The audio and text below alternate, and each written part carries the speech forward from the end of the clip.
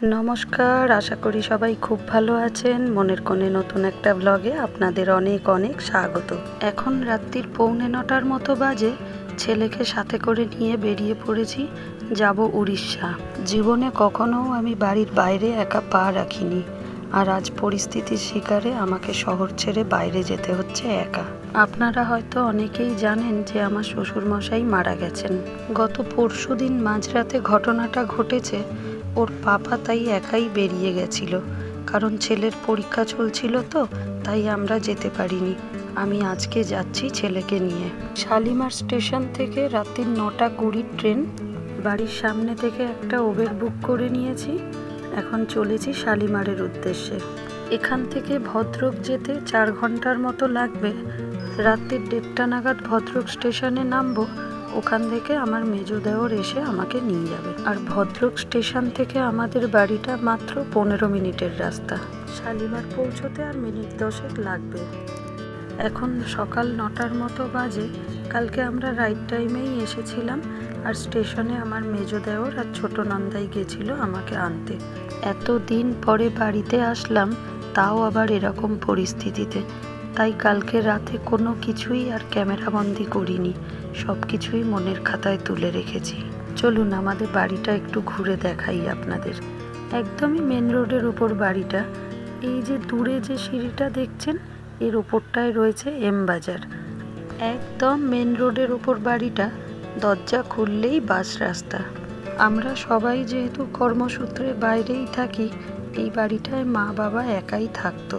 তাই আমরা বাবাকে সবসময় বলতাম বাড়িটা যেন মেন রোডের ওপরেই নেওয়া হয়, আমাদের যেন না এসে খুঁজে বেড়াতে হয় বাড়ি।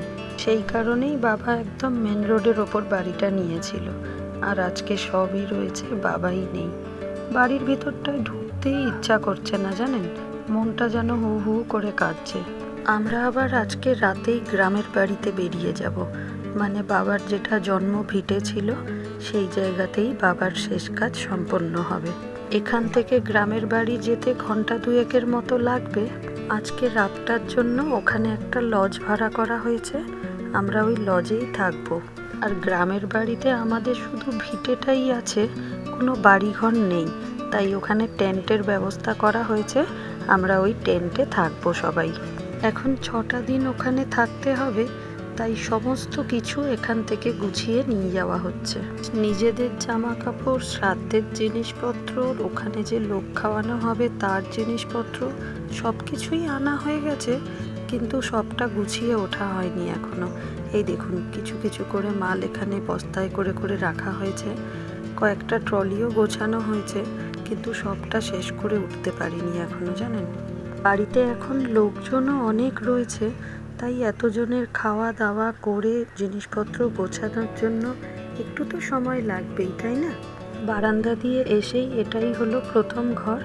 এই ঘরটায় মা ঠাকুর রাখে, আর একটা খাটও আছে এখানে। আপাতত এই ঘরটায় আমার ছোট দেওর আর ওর বউ রয়েছে, কারণ ওর বাচ্চাটা খুবই ছোট, মাত্র 36 দিন বয়স। সেই জন্য এই ঘরটাতে ওই রয়েছে এখন। এই দেখুন মায়ের ঠাকুরগুলো কি সুন্দর করে সাজিয়ে গুছিয়ে রেখেছে দেখুন। বাবার কাজ মিটে গেলে মাকে আমার ছোট ননদ নিয়ে চলে যাবে। ও ভুবনেশ্বরে থাকে, ওখানেই মা গিয়ে থাকবে, কারণ এত বড় বাড়িতে তো আর মাকে একা রাখা যায় না।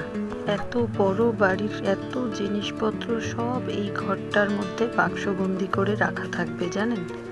মায়ের এত দিনের সাজানো সংসার আর কিছুদিন পরেই সব বাক্সবন্দি হয়ে যাবে, এটা ভাবলেই যেন কেমন লাগছে। এই যে ঘর থেকে বেরিয়েই একটা বেসিন, তার সামনে একটু আয়না রেখেছে মা। সারা বাড়িটাই সুন্দর করে গুছিয়ে রাখতো। এই যে জলের পেটিগুলো দেখছেন, এগুলো গ্রামের বাড়িতে নিয়ে যাওয়ার জন্য এসেছে। কিছুটা এখান থেকে নেওয়া হয়েছে, এরপর যেটা যা লাগবে ওখান থেকে নিয়ে নেওয়া হবে। ওই যে দূরে মা বসে রয়েছে, ওইখানটা হচ্ছে ডাইনিং প্লেসটা। আর ডান দিকে দেখুন দরজাটা, এটা আর একটা ঘর। আর এইটা হলো বাঁ দিকে রান্নাঘরটা। এটা হলো ফ্রিজের পাশেই একদম। মায়ের রান্নাঘরটা দেখুন একবার। এই রান্নাঘরটা মায়ের নিরামিষ রান্নাঘর। এখানে মা মাছ মাংস রান্না করতে দেয় না। মাছ মাংস রান্না করার জন্য বাইরে আরেকটা রান্নাঘর রয়েছে। কি সুন্দর করে গুছিয়ে রেখেছে দেখুন। যদিও এখন আমরা একটু অগোছালো করে ফেলেছি, তবুও পরিষ্কার পরিচ্ছন্ন করে সব সময় মা রেখে দিত। এইটা হলো আর একটা ঘর। জামা কাপড়গুলো অবস্থা দেখছেন, এখনো কিছু গোছানো হয়নি। এই যে এই দেওয়ালে রয়েছে টিভিটা, এটা আলমারিটা, এর পাশে একটু র্যাক করা, ওখানে কিছু দরকারি জিনিসপত্র থাকতো। আরেকটা জিনিস দেখাই, এই যে ক্যানভাসটা দেখছেন, এটা সম্পূর্ণটা সুতো আর অ্যাপ্লিকের কাজ করা। এটা মা নিজে হাতে করেছে। আর বাঁ দিকে দূরে যে ফটোগুলো দেখছেন, এগুলো সব আমার ছেলের ছোটবেলার ফটো। জানেন, বাবা যখনই ছেলের ছোটবেলার কোনো ফটো পেত, বাঁধিয়ে এনে রেখে দিত চোখের সামনে। ঘরের যেদিকেই তাকাচ্ছি বাবার স্মৃতি। মায়ের মুখের দিকে তাকিয়ে মনের কষ্ট মনেই রেখে দিতে হচ্ছে। মায়ের সামনে কিছু প্রকাশ করাও যাচ্ছে না, না হলে মা তো আরও কান্নাকাটি করবে না। ওই যে মা যে টেবিলের সামনে বসেছিল, ওই দরজা দিয়ে এসেই এটা রয়েছে। এটা হচ্ছে একটা স্টোরেজ রুম, যত ওয়েস্টেজ জিনিসগুলো সব এখানে রাখা হয়। আর এই দিকটায় রয়েছে আমিষ রান্নাঘরটা, মাছ মাংস যা রান্না হয় মা এখানে করে। চলুন এবার তাড়াতাড়ি রান্না খাওয়াটা করে ফেলতে হবে। এখনও অনেক মালপত্র গোছানোর বাকি রয়েছে। সন্ধে 7টার মধ্যে গাড়ি আসবে।